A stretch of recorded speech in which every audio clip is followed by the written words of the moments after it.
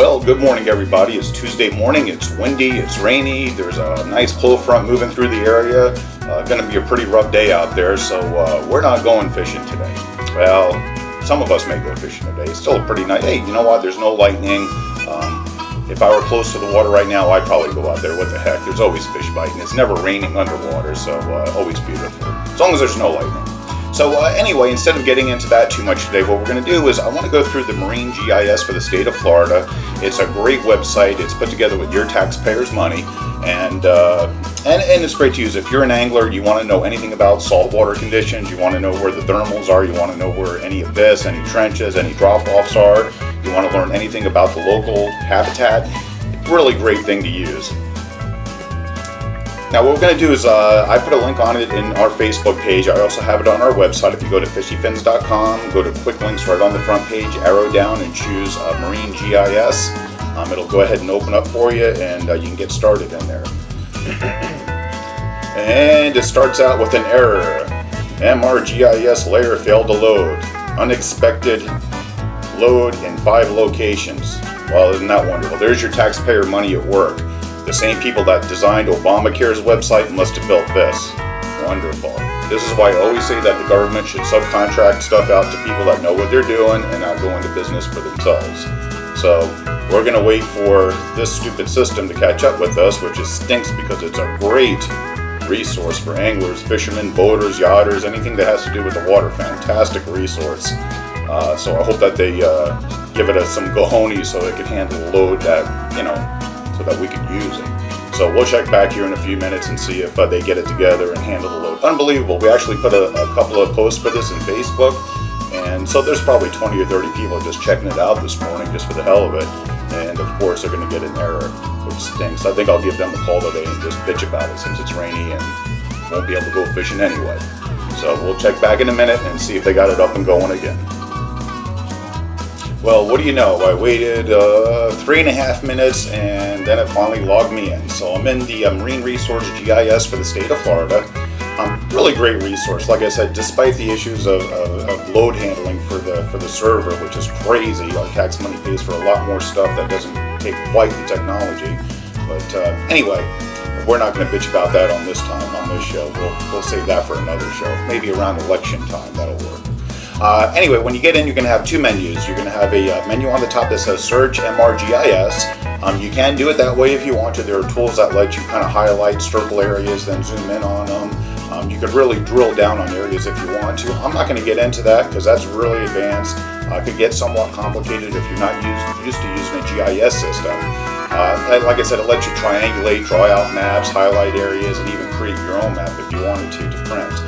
So what I'm going to do on this one is check it out if you want to later on, but I'm going to close out that menu, top right X on that menu box, Search GIS, we're going to click close. We're going to go down to the bottom menu box that says Map Contents. We're going to drag that up to the top by grabbing the menu bar and dragging it up, and then go to the bottom right side, grab that corner mark and pull it down to the length of the screen so we can see what we're doing. Now in the GIS system, what you have to do, if you see you have main menu options on that window right now, and we're going to go to the MRGIS system. We're going to click that little plus to the left of that and open that up and see what the submenus have to offer. Now rather than getting into a lot of stuff here, there's a lot of detail you can choose. It's pretty cool. We're just going to show you the boat layering and what that involves.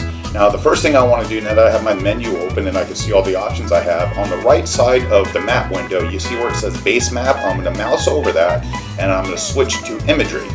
Now you can use imagery with labels. I'm going to go ahead and use that one. Why not? So we can see the counties. It'll show you the counties, but the imagery itself only shows you, of course, the satellite view without those labels. Now back to the map contents menu. In order to turn on these options that are layering, we have to choose sub-options from the main options. I know that sounds kind of crazy, but I think they did it so that it wouldn't overuse the map or show you more information than you need until you're ready to actually drill down on it to save server overhead. So what we're going to do is I'm going to turn on the boat layers map. And under boat layers, you have a lot of different options. Let's hit that little plus to the left of boat layers, and you'll see all the sub-menu options that come up underneath that. Now what I want to mark here is I'm going to zoom in. I'm going to get on the map and zoom into Charlotte County and to Charlotte Harbor area so that I can see the whole harbor pretty close up in that viewing map. Now going back to the map controls in that sub-menu where it says Aids to Navigation, I'm going to go ahead and click on that. And once I click on that, you'll see where it says Boating Layers under the main topic that we chose. It's unchecked, but Aids to Navigation is checked. Now, in order to turn on Aids to Navigation, in order to see all the markers and all that stuff that are in Charlotte Harbor, I have to go back and check Boat Layers Main again. And when I check it, you'll see Loading Map appears on the bottom right side of the screen, and then all the markers come up for that channel. Now within Charlotte Harbor, you can see the artificial reef with the white squares just off of Alligator Creek. You can go up and see the old tire reef with the 4 markers. You could zoom in and get a clearer picture of it, and even get a nice clear satellite picture if you want to by zooming in further. Now it also includes everything. It includes channel markers, navigational markers, stuff like that. Really cool. Waypoints for your longitude and latitude appear right under the mouse. So if you actually look at the bottom left side of the map screen as you're moving your mouse over the map, you can see the latitude and longitude readings that you could see without having to do a bunch of research and all that other stuff. So it makes it very easy to find a fishing spot, to write down the latitude, longitude if you want to, and know exactly what's going on in there. Pardon me. Now going back to the map contents in the map window, what we're going to do is go to Shipwrecks and Obstructions, and we're going to check that. And when we check it again, Loading Map pops up on the bottom right side, and now we have all the shipwrecks in Charlotte Harbor. And you can see the one in the North Hole that they have there. It's been there for a long time, and a couple other ones. I believe there's one off of Cape Hayes. Yeah, there's one off of Cape Hayes and a few other places around Boca Grande. But you could kind of move your map around, drag it and drop it, and it'll continually say Reloading Map and show you everything in that area. Again, you could even choose anchorages. You check anchorages, Loading Map, and it'll show you any place where they have mooring and anchorage areas. You could choose boat ramps. Great one there. If you're looking for a boat ramp, just check boat ramps, and it'll show you all the boat ramps in the entire area. Which is very cool. I mean, it really comes in handy. Very detailed. You can zoom in and see every single marker, channel markers, forward radar markers, shipwrecks. I mean, you name it, they're all there. Buoys, lighted buoys, unlighted buoys. I mean, you name it, it's there. Even dredged canals. I mean, you could really zoom in on anything you want to and choose what you want to see in all these waters. Now, that includes freshwater. So if you're over on Lake Okeechobee and you want to kind of zoom in and see what the bottom looks like, you can choose that. Now, if we go back to the main menu again under MRGIS, you could choose marine mammals, you could choose algae blooms if you want to know if there's red tide or any other algae blooms. It'll tell you where it is, what the conditions are. So it's really a cool thing, a cool map to use. It takes a little time to get used to it because there's a little bit of lag between choosing those options within the map contents menu and them actually showing up on the map behind it. So, you do have to get used to it. But it's well worth it. It really is. It's amazing how much information is here. And if you go out and you start buying charts and you start buying those big, charts you can put on the wall and lay on your workbench, this just saves you so much time. You could actually even zoom in. Say I want to fish. I'm in Charlotte County. I want to fish the Peace River Bridge, maybe between I-75 and 41 bridges in that area. I could zoom right into that area. I could go to the top part of the Marine GIS map menu, that's the top menu section up by the toolbar, and click on the print icon and actually print out just that area of the place that I want to fish, all the markers, the GIS readings, the reefs, if there's anything there artificial or natural, shipwrecks, moorings, boat ramps, I mean, you name it, it's there. So, it can save you a lot of money in buying charts and buying all these different charts, nautical charts, navigation charts, fish charts, all this other stuff. And gives you a one-stop shopping that's free, that's paid for by your taxpayer money.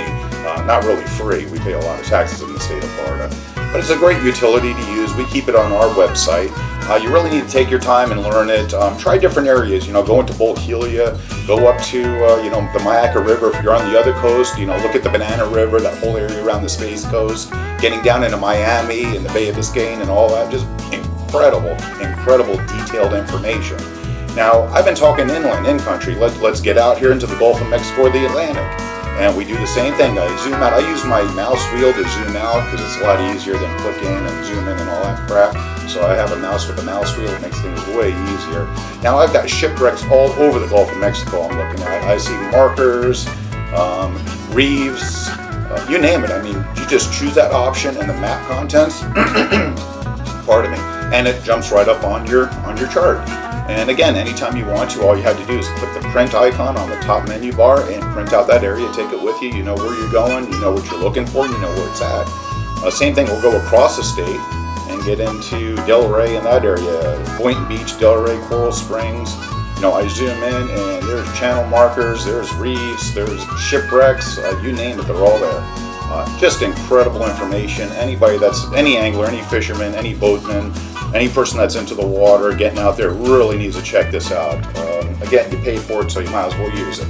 I definitely encourage it. So yeah, check it out on our website. You can go to their website. It's ocean.floridamarine.org/MRGIS, or check out our Facebook page, Fishy Fins, or go to our website, fishyfins.com. It's all there. It's under quick links, and really, it's, if you're going to go out, you're going to spend some money on a boat, you're going to spend some money on fishing tackle, you're going to buy a GIS, fish finder, all this GPS, fish finder, and all this other stuff. You might as well get the most out of your money and use what you've already paid for, what everybody else is using, and something that your tax money, really a lot of your tax money gets flushed into. This isn't easy information to gather. It's not easy to keep up to date. So, and they do a pretty good job of keeping everything up to date. And you know, I'm just jumping around Florida, zooming in and out, looking at everything. It's really incredible. As a matter of fact, I'm going to go to the coastal and marine habitats coverage layers. I'm going to hit the little plus on the left side of it, and I'm going to turn on artificial reefs. And then I'm going to go back to the main option, coastal and marine habitat coverage layers, and I'm going to turn that on and loading map, and here comes all the artificial reefs. Awesome. So I've got artificial reefs all over Boca Grande Pass, just outside of the pass, just inside of the pass, inside of Charlotte Harbor. It's showing me, of course, the artificial reef outside Alligator Creek. All kinds of cool stuff. So you really can't beat it. It's well worth getting in there and playing around with a little bit.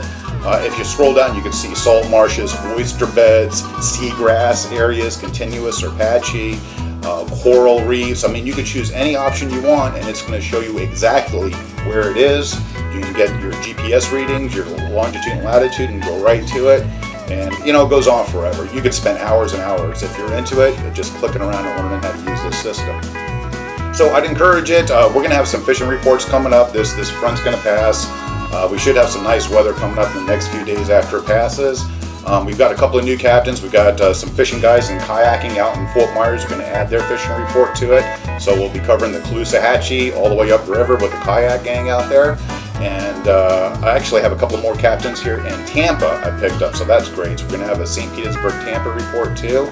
And just kind of growing with it. It takes a little time. It's been a little bit slower than we'd hoped. But that's okay. It gives us some time to do it right, to make sure everybody's happy with it, and we're producing information that people want.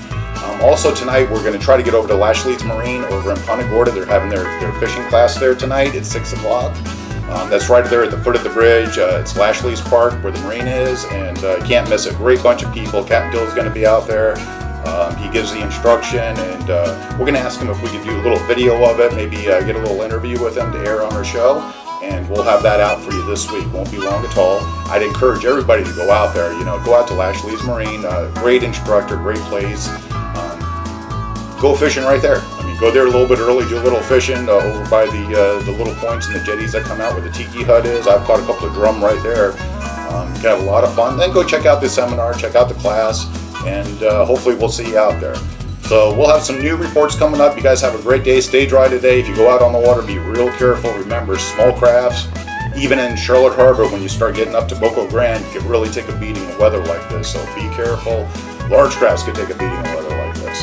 And we'll get back to you guys later on this week. We'll have a great report. We'll have some great stuff from some bait shops coming up too. And we'll see you out there fishing. Have a wonderful day.